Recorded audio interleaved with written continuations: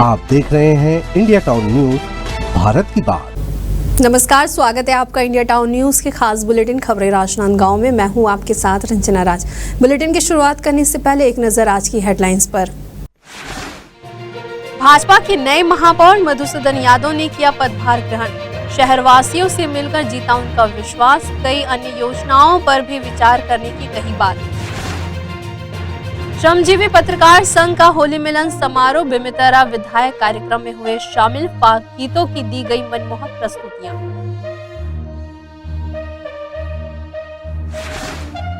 छत्तीसगढ़ में 15 साल बाद फिर शुरू हुई 5वीं बोर्ड परीक्षा। छात्रों में दिखा उत्साह। परीक्षा को लेकर सुरक्षा के कड़े इंतजाम किए गए।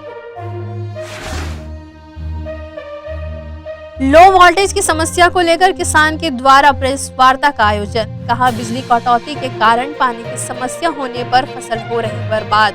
तहसीलदार को सौंपा ज्ञापन।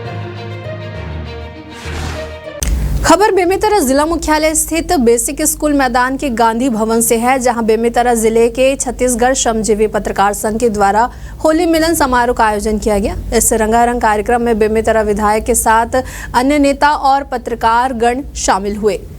वहीं कार्यक्रम के दौरान छत्तीसगढ़ श्रमजीवी पत्रकार संघ के जिला अध्यक्ष जितेंद्र शुक्ला ने पत्रकारों के बजट को लेकर अपने विचार व्यक्त किए और जिले के पत्रकारों को होली की शुभकामनाएं दी। वहीं कार्यक्रम में पूरे जिले के संघ के पदाधिकारी उपस्थित रहे, जहां इस आयोजन में पारंपरिक फाग गीतों की भी मनमोहक प्रस्तुति दी गई। खबर है राजनांदगांव से, जहां भाजपा के नए महापौर मधुसूदन यादव ने आज विधि विधान से पूजा अर्चना करने के बाद अपना पदभार ग्रहण किया।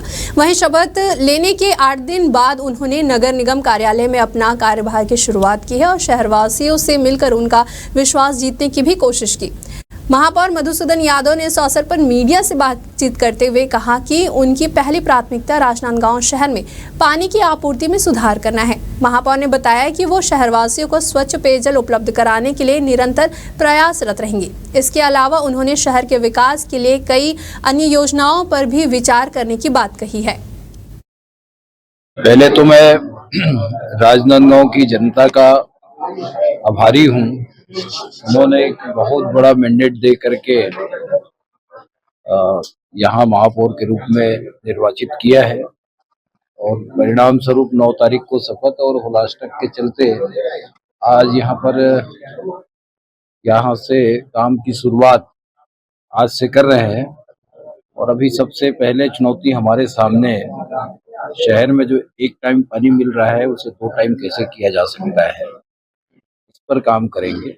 आज तो शुरुआत कर रहे हैं, परिस्थितियों को समझेंगे और समझ करके क्या बेहतर अपन कर सकते हैं। शासन प्रशासन माननीय मुख्यमंत्री जी का, माननीय नगरीय प्रशासन मंत्री जी का, सांसद जी का और डॉक्टर रमन सिंह जी का, सबका स्नेह और सहयोग हमारे शहर के विकास में पूरा रहेगा।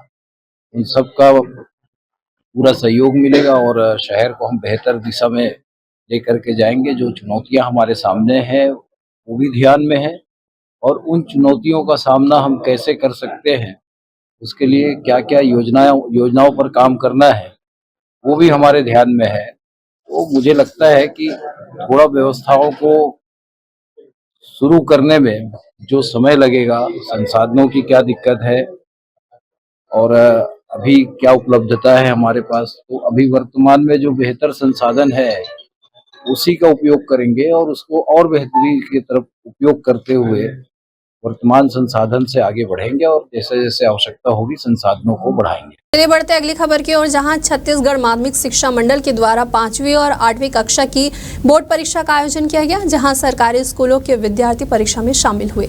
आज 5वीं कक्षा की परीक्षा का पहला दिन था, जिसमें जिले भर के सरकारी स्कूलों के विद्यार्थियों ने अपनी उपस्थिति दर्ज कराई।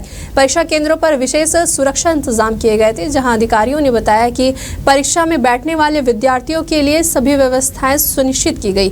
परीक्षा के दौरान विद्यार्थियों को समय पर परीक्षा कक्ष में उपस्थित होने, अपने दस्तावेजों को साथ लाने और अन्य दिशा निर्देशों का पालन करने के लिए भी निर्देशित किया गया। छुरिया के स्थानीय विश्राम गृह में किसान नेता चंदू साहू ने किसानों के साथ एक प्रेस वार्ता आयोजित की। इस दौरान चंदू साहू ने राज्य में चल रही अघोषित विद्युत कटौती और लो वोल्टेज की समस्याओं पर गहरी चिंता जताई है। चंदू साहू ने कहा कि शासन के आदेश पर किसानों ने मक्का फसल की थी, लेकिन फिर भी लो वोल्टेज और बिजली कटौती के कारण पानी की समस्या होने पर फसल बर्बाद हो गई है। चंदू साहू ने मांग की है कि किसानों को मुआवजा दिया जाए। इस मुद्दों को लेकर किसान नेता चंदू साहू और समर्थकों ने तहसील कार्यालय पहुंचकर तहसीलदार के नाम एक ज्ञापन भी सौंपा। आज छुरिया अंचल में लगातार बिजली की समस्या को लेकर के हमारे किसान साथी काफ़ी परेशान हैं। आप सब भली भांति अवगत हैं।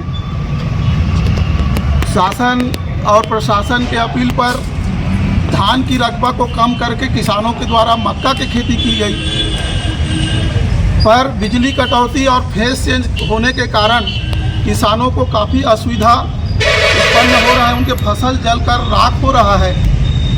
ऐसी स्थिति में किसानों को मजबूरन आज प्रेस के माध्यम से सरकार तक अपनी बात पहुंचाने का एक अवसर हम लोग निकाले हैं और पूरा किसान समाज मांग करते हैं कि किसानों को जो आर्थिक रूप से नुकसान हो रहा है, बिजली कटौती के कारण उनके फसल बर्बाद हुआ है, उनको आर्थिक रूप से, मानसिक रूप से, शारीरिक रूप से जो नुकसान हुआ है, उनके फसल का शासन की ओर से मुआयना करके उनको उचित मुआवजा सरकार के से हम मांग करते हैं कि उनको मुआवजा दिया जाए।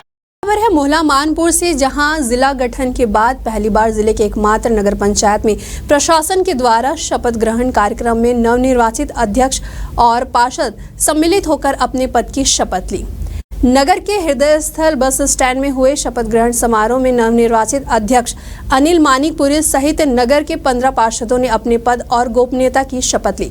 बता दें कि नगरीय निकाय चुनाव में जहां भाजपा और कांग्रेस के प्रत्याशी चुनाव मैदान में थे, वहीं कांग्रेस से टिकट न मिलने से नाराज बागी पूर्व कांग्रेस जिला अध्यक्ष अनिल मानिकपुरी ने पार्टी से इस्तीफा दे निर्दलीय चुनाव मैदान में उतरे थे और भाजपा के पूर्व मंडल अध्यक्ष गुलाब गोस्वामी को हराकर जीत हासिल की थी।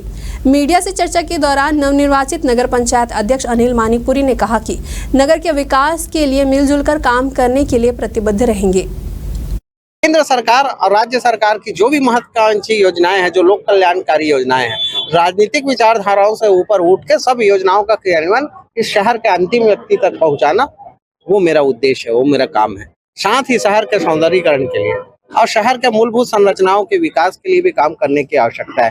चाहे दंतेश्वरी मंदिर, माता दंतेश्वरी मंदिर का सौंदर्यीकरण हो, माता देशराज जंतीर मंदिर का सौंदर्यीकरण हो, चाहे हमारे शहर से गुजरने वाली जीवनदायिनी नदी शिवनाथ के सौंदर्यीकरण का हो, और यहाँ के युवाओं को रोजगार उपलब्ध कराने के लिए छोटे छोटे कॉम्प्लेक्स निर्माण की भी आवश्यकता है। नगरीय निकाय, नगर पंचायत अम्बागढ़ चौकी के कर्मचारियों को हमेशा वेतन की समस्या बनी रहती है, रेवेन्यू बढ़ाने की भी आवश्यकता है। इस वक्त के बुलेटिन में फिलहाल इतना ही। मुझे दीजिए इजाजत। नमस्कार। आप देख रहे हैं इंडिया टाउन न्यूज, भारत की बात।